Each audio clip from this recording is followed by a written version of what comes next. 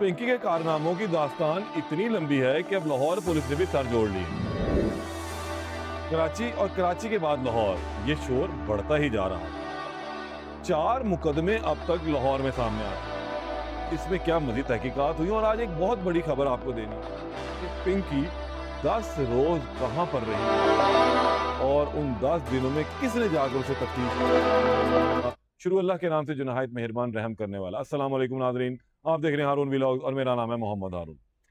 पिंकी की गिरफ्तारी से लेकर अब तक बहुत सारी कहानियां मंजरेआम पर आनी शुरू हुई हैं और कुछ चीजें उसने खुद भी बताई, कुछ लोगों ने उसके साथ जोड़ भी दी। लेकिन कराची में जो एफआईआर सामने आई उनमें से गिजरी थाने की और दरख्शां थाने की एफआईआर में वो नामजद मुल्जिमा थी। लेकिन लाहौर में जितनी भी एफआईआर निकल रही हैं उसके अंदर वो नामजद मुल्जिमा निकली है। मौके का मुल्जिम कोई भी एबीसीडी था, लेकिन उसने उसी वक्त ये बताया कि ये जो माल है, ये जो मुंशियात है, मैं ये खरीद के ला रहा हूँ अनमोल उर्फ पिंकी के नाम, पिंकी नामी खातून से। और उसके बाद जो है वो उसका नाम भी एफआईआर में डाल दिया गया। अब हुआ ये कि 2019 में इसके खिलाफ जो एफआईआर थाना लियाकताबाद में दर्ज हुई थी, वहां पर ये मुल्जिमा हुई। फिर 2020 में इसका भाई पकड़ा गया, उसने बताया कि मैंने अनमोल उर्फ पिंकी से ली, लेकिन वो मुकदमा स्टैंडिंग पोजीशन में चला गया, वो बरी हो गया, वो इसका खातून का जो है चालान नहीं पेश किया गया। लेकिन हुआ ये कि 2024 में ये लाहौर पुलिस के हत्थे चढ़ी थी। और ये सबसे अहम चीज थी कि जब ये लाहौर पुलिस के हत्थे चढ़ी तो फिर इसको 10 दिन के लिए सीआईए कोतवाली के अंदर रखा गया। ये एक अहम चीज है।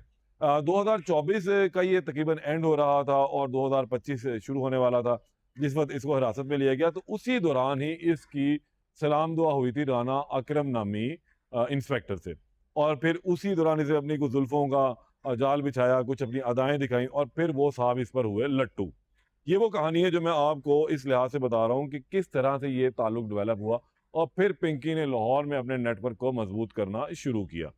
जब इसकी राना इकराम से थोड़ी सलाम दुआई, उसके जाल में फंस गया, उसकी जुल्फों का ये असीर हो गया, तो और पैसे भी साथ साथ थे, तो उसने इसको घेरने के बाद उसी दौरान से मामला को सेटल डाउन करवाना शुरू किया। अब राना इकराम की भरपूर कोशिश ये थी कि पिंकी का किसी भी तरह से कोई सीआरओ ना बने, यानी कि क्रिमिनल रिकॉर्ड इसका होना ही नहीं चाहिए। और वो इस काम के लिए भरपूर कोशिश भी करता रहा। 2019 के भी मामला आते, इसने कहा जी इसको भी लाइनअप रखा जाए, तो डंप किया जाए, चीज़ों को चलाया जाए। फिर इसने वहां पर बैठ के इसके साथ साजबाज करनी शुरू की। जुल्फों का असीर हो चुका हुआ था। और मज़े की बात यह है कि जिस वक्त ये गिरफ्तार होकर पुलिस ने इसको गिरफ्तार किया था, 10 दिन तक ये थाने में रही तो इसको गिरफ्तारी ही नहीं डाली गई। तफ्तीश की गई, पैसे इकट्ठे किए गए, नेटवर्क का पता लगाया गया, यहाँ से आया वहां से आया, सारा कट्टा छट्टा लेने के बाद अच्छी खासी रकम जो है वो इकट्ठी की गई और फिर उसकी बंदरबांट भी हुई। और इसको तमाम बंदरबांट करवाने वाला जो है इसका शौहर राना इकराम, जो इंस्पेक्टर बताया जाता है मुबैना तौर पर, वही था। अब जब तफ्तीश हो रही तो तफ्तीश किस शख्स ने की? तफ्तीश के लिए खास तौर पर एक एसपी ने जाकर, जो मुस्तका इतलात हैं, जराए बताते हैं कि एक एसपी खुद जाकर जो है इसकी तफ्तीश करता रहा।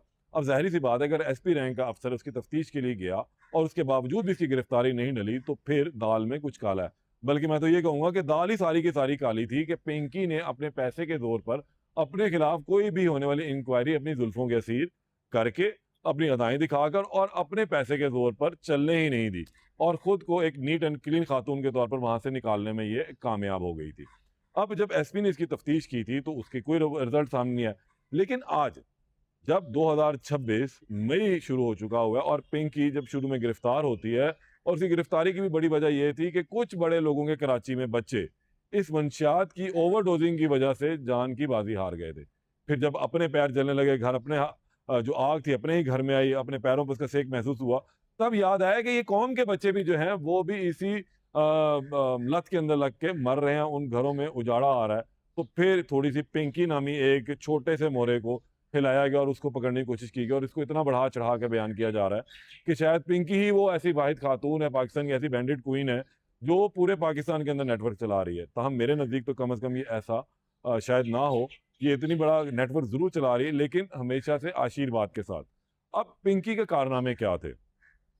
पिंकी ने जब अपना नेटवर्क यहाँ मजबूत कर लिया था तो फिर अब लाहौर पुलिस ने पिंकी से उसके ने जो अभी तफ्तीश की गई है उसकी तमाम तर तफसीलात मांगी कि किन किन लाहौर के अंदर डीलर्स के से इसके राब्ते थे, किन को ये सप्लाई करती थी, जो इसे खरीदते थे, और फिर किन लोगों से डायरेक्ट लिंक में थी, किन किन के साथ जाके पार्टीज करती थी।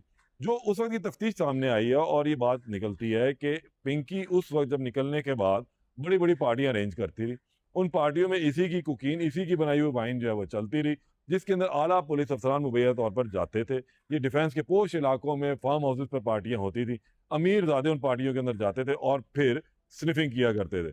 अब ये सूरत हाल रही तो पिंकी से जिस वक्त थोड़े मामलात खराब हुए, तो पिंकी ने यहाँ से क्योंकि अब ये लाहौर पुलिस की नज़रों में आ चुकी हुई थी, कमाई का जरिया बन चुकी हुई थी, लेकिन इसको जो शख्स शेल्टर कर रहा था, जो इसके नेटवर्क चला रहा था, भत्ताखोरी लेन देन के मामला सेटल कर रहा था, वो इसका मुबैना तौर पर शौहर था जिसका नाम राना इकराम बताया जाता है। नज़ाकत ने इसको गिरफ्तार किया तो नज़ाकत ने तमाम चीज़ें अपने मातहत जिसके वो मातहत था उसी के कहने के ऊपर चलानी शुरू की थी। कोई ऐसा काम उसने नहीं किया जिससे फ्यूचर में पिंकी के लिए कोई प्रॉब्लम क्रिएट हो।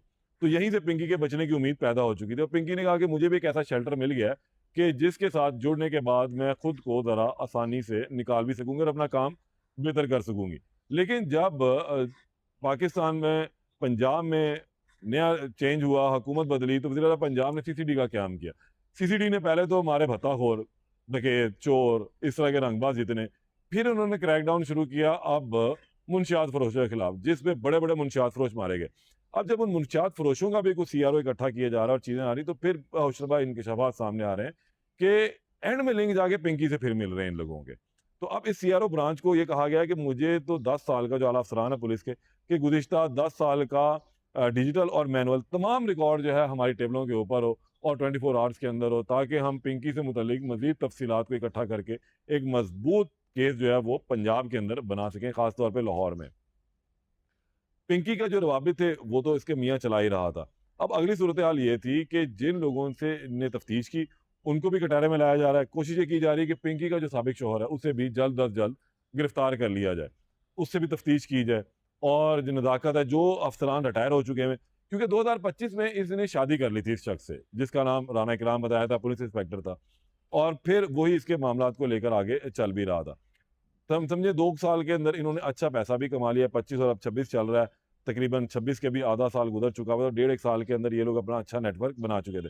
सीसीडी ने जब इनके खिलाफ कार्रवाइयों का आगाज़ किया तो फिर ये पता लगा कि अब यहाँ पर शायद दाल गलना आसान नहीं है। वज़ीर आला पंजाब सख्त इस चीज़ के ऊपर नाला है कि पाकिस्तान में ख़ास तौर पर पंजाब के तालीमी इदारों के इर्द-गिर्द मुंशियात की स्मगलिंग कैसे हो रही है, मुंशियात फ़रोशी कैसे हो रही है, कॉलेज के लड़के-लड़कियाँ मुंशियात का इस्तेमाल कैसे कर रहे हैं।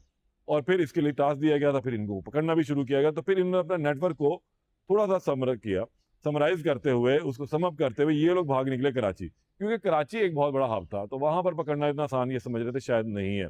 इसलिए शिफ्ट हो गई, इसने लाहौर के अंदर अपना नेटवर्क थोड़ा-सा क्लोज़ कर लिया, हल्का-फुल्का काम शुरू कर दिया और जो अभी इत्तलात हैं कि ऑलमोस्ट ये सिर्फ़ टेलीफ़ोनिकली अपना काम या व्हाट्सएप के ऊपर कर रही थी। ये कुछ इंकशाफात जो हैं अब आजकल सामने आने शुरू हुए हैं।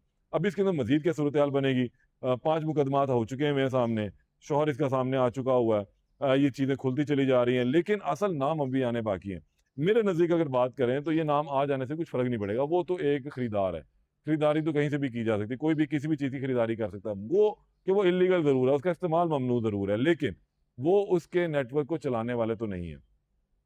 पकड़ना तो अब उनको चाहिए कि जो लोग इस नेटवर्क का हिस्सा थे, जो सप्लायर थे, जो चीज़ को पहुँचाते थे और वो लेबॉर्टरीज़, वो कोकीन, वो कहाँ से यहाँ तक इस तक पहुँची थी रॉ मटेरियल की सूरत में, वो नेटवर्क तोड़ना चाहिए। इसके साथ-साथ उन लोगों को पकड़ना चाहिए जो बाकायदा तौर पर आला सीटों पर बैठे हैं। पार्टीज़ जो होती थी, उन पार्टीज़ के अंदर ये लोग जाते थे, उन पार्टीज़ का रिकॉर्ड चेक किया जाना चाहिए, कौन-कौन सा ब्यूरोक्रेट, कौन-कौन सा पुलिस अफ़सर, कौन-कौन से अमीरज़ादे उनको अटेंड करते थे, ताकि उस नेटवर्क का भी पता लगे। क्योंकि अगर वो इस लत के अंदर लगे हुए हैं, तो फिर ज़ाहिर-सी बात है कि पिंकी के इस नेटवर्क के बंद होने के बाद वो कहीं न कहीं से ले रहे हैं, तो फिर दूसरा नेटवर्क ऑपरेट कर रहा है। तो उसको पकड़ने के लिए पिंकी का ज़रिया ज़रूर इस्तेमाल हो सकता है। इस केस में मज़ीद जो अपडेट आएगी, उससे आपको आगाह करूँगा दोबारा। तब तक के लिए इजाज़त दें। अल्लाह निगहबान।